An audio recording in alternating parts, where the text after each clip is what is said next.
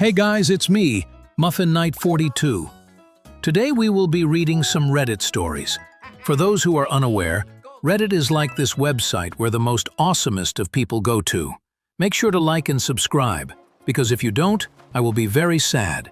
But if you do, then guess what? I will be happy. Okay, let's read the first one. My son and Dill, Emily, are staying in our home probably for the next month due to water damage in their home. The company is fixing the damage, but the flooring was damaged, so it's not very livable right now.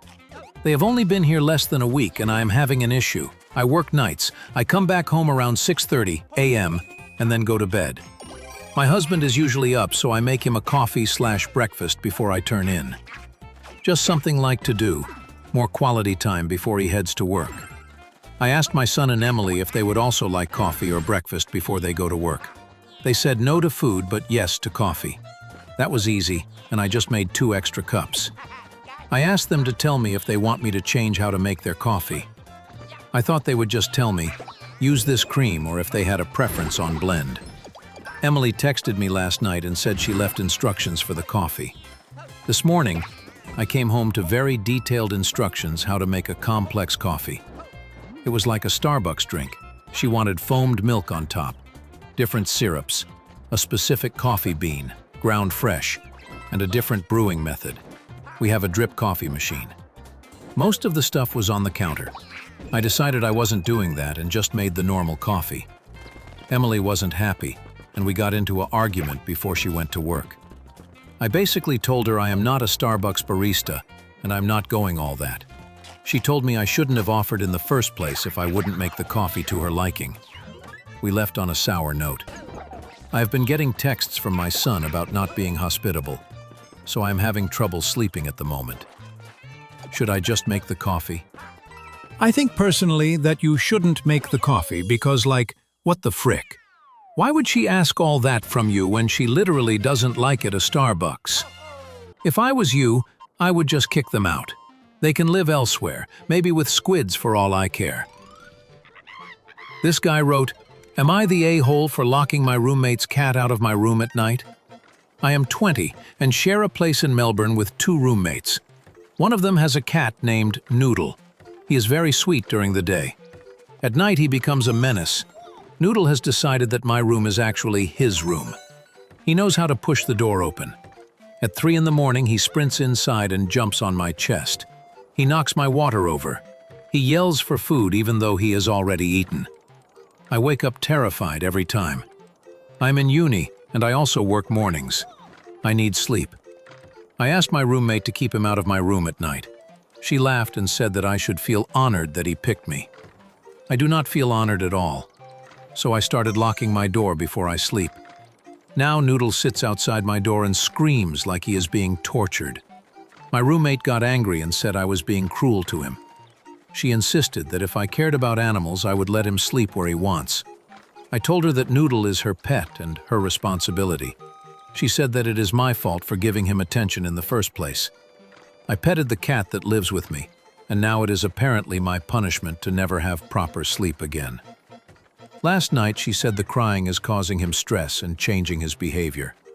I told her the only real behavior problem is that she refuses to train him. Now she is giving me the silent treatment and telling our friends that I hate animals. I do not hate Noodle. I just do not want to be body slammed by a 10-kilogram fur missile at 3 in the morning. This guy said, I am a high schooler with a weekend job at a coffee shop. My co-workers who work weekends are James, the owner's son. He goes to my school. He's a shift manager, but it's not a real formal thing. He's a friendly guy. Danielle, a college student who sometimes works weekends too. So sometimes customers will come in and just be angry about such little stuff, like literally blow up about nothing. I don't know if they're in a bad mood already and looking for someone to take it out on or what, but it's a lot. Like how sad so you have to be a grown-ass man taking your anger out on high school and college kids. So James and I were joking about having a little fun with them and hopefully getting them off our backs. So one day I was at work, and some guy was having a temper about how we don't make the coffee hot enough. which I couldn't do a thing about because I gave it to him right out of the machine. So James came in and was like, "Sir, is there a problem here?" And the guy started ranting at him too. So he was just like, "OP, this is unacceptable. You're fired." I started acting real sad. Like, "No, please don't fire me. My family needs the money. I need this job. Pleasey."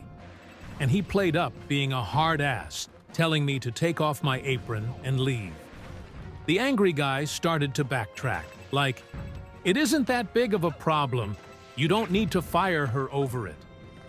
I didn't mean it. And James was like, "No, we pride ourselves on the best customer service." Of course, after all that drama, I still had my job.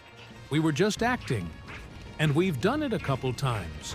Whenever a customer will lose their temper at Danielle or I, James will storm in and fire us. And almost every time, the person who had come in angry will apologize and say that they didn't mean it. It's kind of satisfying, making people realize their actions might actually have consequences. Anyway, I was telling my friends from school about this, and a few of them thought it was a mean prank to let someone go away thinking they'd gotten someone who desperately needs the money fired. This guy said I used to work in an American-style diner in the north of England. It was a typical Saturday with the place busy and full of people coming out with their kids on a weekend for a meal. No biggie. That's until a guy walks in with his kid. Long blonde hair, the shades and skinny jeans. Looks about 50 years old. I sit him down in a booth and take his order, a bit perplexed about him. I'm sure I had seen him somewhere before. And just after his food was made, and I gave him his bowl of curly fries with chili, it hit me. This guy is one of the guitarists from Iron Maiden. I should note that I've never listened to the band's music and have never really been interested in that genre of music. The only reason I recognized this guy was because he made a visit to my college a couple of months beforehand, because that's where he went when he was younger. So as I realize this guy is a part of one of the biggest metal bands in the world, I get quite excited and decide to pluck up the courage to ask him for a photo and his autograph.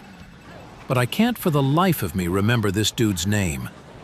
I knew the first name began with a Jan, and the first name that came to mind was Janis Joplin.